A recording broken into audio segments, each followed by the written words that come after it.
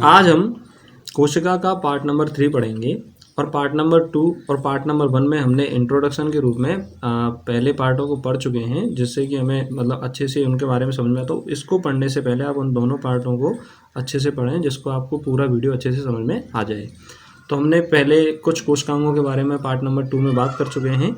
अब part number 3 में हम बात करते हैं एंडोप्लाज्मिक रेटिकुलम के बारे में।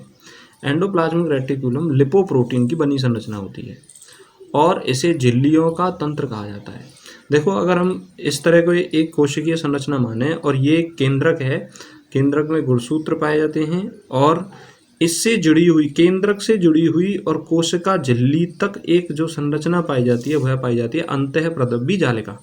अब अंतःप्रदब्बी जालिका दो तरह की होती है कि एक अंतःप्रदब्बी जालिका पर राइबोसोम पाए जाते हैं कण के रूप में और यह खुरदरी होती है, इसीलिए इसका नाम होता है RER, रफ एंडोप्लाज्मिक रेटिकुलम, खुरदरी अंतःप्रदब्बी जालिका, जिस पर राइबोसोम पाए जाते हैं। और दूसरी अंतःप्रदब्बी जालिका जिस पर राइबोसोम नहीं पाए जाते, उसकी सतह चिकनी होती है, इसीलिए इसको SER कहते हैं, स्मूथ एंडोप्लाज्मिक रेटिकुलम, चिकनी अंतःप्रदब्बी जालिका। चिकनी अंतःप्रदब्बी जालिका जिस पर राइबोसोम नहीं मिलते, उसका कार्य होता है लिपिड, वसा और स्टीरॉयड का संश्लेषण करना। जबकि खुरदरी अंतःप्रदब्बी जालिका, क्योंकि राइबोसोम प्रोटीन निर्माण से जुड़ा हुआ संरचना है, तो इसका निर्माण होगा प्रोटीन का संश्लेषण और श्रावण करना।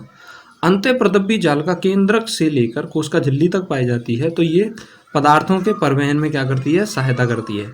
चूंकि केंद्रक और कोशिका झिल्ली के बीच में संपूर्ण कोशिका द्रव्य से यह गुजरती है और कोशिका का एक आकार बनाए रखती है, तो कोशिका के अंतःकंकाल बनाने में भी सहायता करती है कौन, अंतःप्रदब्बी जालिका। अंतःप्रदब्बी जालिका की खोज RE पोर्टर द्वारा की गई।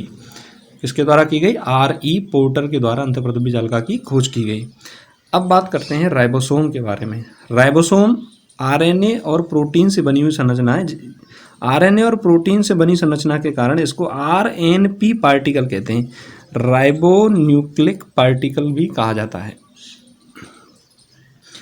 राइबोसोम, मैंने आपको बताया था कि राइबोसोम का कार्य है प्रोटीन का निर्माण करना, इसीलिए राइबोसोम को प्रोटीन निर्माण की फैक्ट्री कहा जाता है। क्या कहा जाता है?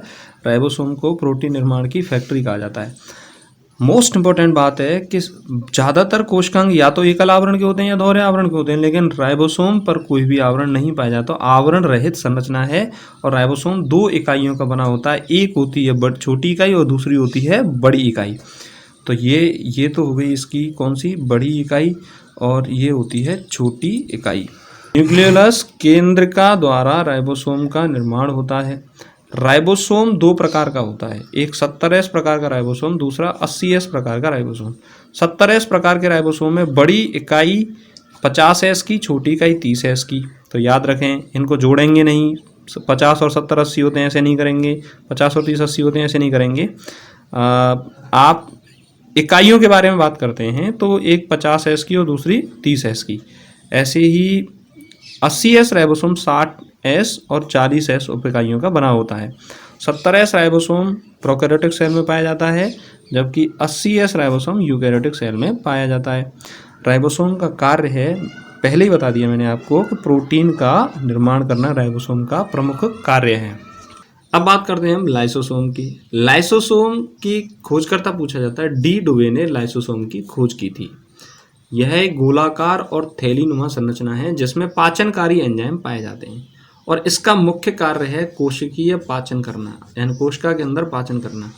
जहां पर प्रतिरक्षा ज़्यादा होगी उन कोशिकाओं में लाइसोसोम की संख्या ज़्यादा पाई जाएगी। यही कारण है कि WBC जो प्रतिरक्षा में सहायता करती है उसमें लाइसोसोम सबसे ज़्यादा मात्रा में पाया जाता है। लाइसोसोम का अन्य नाम है सुसाइडल बैग ऑफ सेल, कोशिका की आत्मघाती थैली। ये पेपर में बहुत ज़्यादा पूछा जाता है, कोशिका की आत्मघाती थैली कहा जाता है। इसे डाइजेस्टिव बैग भी कहते हैं, पाचन करने वाली थैली भी कहा जाता है। अगली संरचना है तारककाय। तारककाय तारे जैसी संरचना के बने होते हैं और यह दो सेंट्रियोल से मिलकर बनी संरचना है और सेंट्रियोल तारे जैसी संरचना होती है। तारककाय न्यूरॉन में नहीं पाया जाता। इसकी खोज बेंडेन ने की थी और इसका नाम T बॉवेरी ने दिया था। तारककाय का मुख्य कार्य होता है कोश का विभाजन में सहायता करना। मोस्ट इंपॉर्टेंट है, मेन जो फंक्शन है तारककाय का वो कौन है, कोश का विभाजन करना। सीलिया और फ्लैजेला का निर्माण करना, और शुक्राणु की पूंछ का निर्माण तारक काय के द्वारा किया जाता है। शुक्राणु के एक्रोसोम का निर्माण किसके द्वारा किया जाता है? गोल्जी बॉडी के द्वारा, और शुक्राणु की पूंछ का निर्माण तारक काय के द्वारा किया जाता है। आगे हम बात करते हैं माइक्रोबॉडी। सूक्ष्म काय। सूक्ष्म काय में हम सम्मिलित करते हैं पैरोक्सिसोम, ग्लाइऑक्सिसोम, स्फीरोसोम। पैरोक्सिसोम, ग्लाइऑक्सिसोम, स्फीरोसोम। पैरोक्सिसोम जंतुओं में वसा उपापचय में सहायता करता है। कैटालेज एंजाइम द्वारा पेरोक्साइड का विघटन करता है और पादपों में प्रकाश शोषण करता है। पैरोक्सिसोम। ग्लाइऑक्सिसोम बीज अंकुरण में सहायता करता है। ग्लाइओक्जिलेट चक्र की सहायता से ग्लूकोनियोजेनेसिस प्रोसेस को अपनाता है और कार्बोहाइड्रेट से वसा का निर्माण करता है। स्फीरोसोम वसा के संश्लेषण और संग्रहण में क्या करता है? सहायता करता है। इसे छोटा लाइसोसोम भी कहते हैं। अब इम्पोर्टेंट बात है कि ग्लाइऑक्जिलिक एसिड की वजह से मूंगफली मीठी होती है। कौन सी एसिड की वजह से? ग्लाइऑक्जिलिक एसिड की वजह से मूंगफली कैसी होती है? मीठी होती है। तो इस तरह से ये छोटे छोटे सूक्ष्मकाय भी अपनी उपस्थिति में महत्वपूर्ण भूमिका निभाते हैं कोशिका में, और एक महत्वपूर्ण कोशिकांग के रूप में कार्य करते हैं।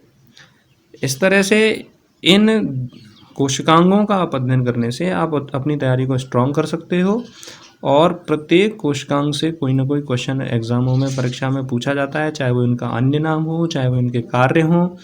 और आपको वीडियो कैसा लगा, आप इसे लाइक करें, शेयर करें, चैनल को सब्सक्राइब करें, और गूगल पर जाकर successbook.in की सहायता से हमारा ऐप डाउनलोड करें, जिसमें आपको अन्य अध्ययन सामग्री भी मिलेगी। ठीक।